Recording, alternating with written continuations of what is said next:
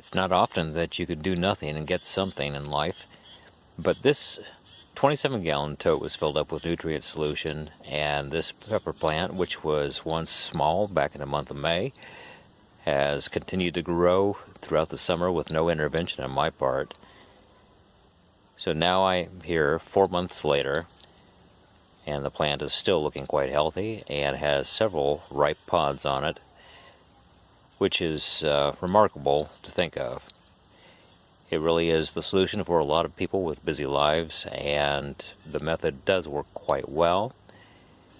Some of the plants, as they mature, after a while, do start to get to the point where, maybe they look a little bit rougher, such as this plant. You could tell that it is yellowing up a little bit, but considering that we're into fall here in Zone 5A, that is normal.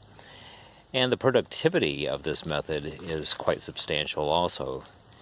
You can see all the pods on this plant. This is an ahi japito, and there are literally dozens and dozens of ripe peppers on this plant.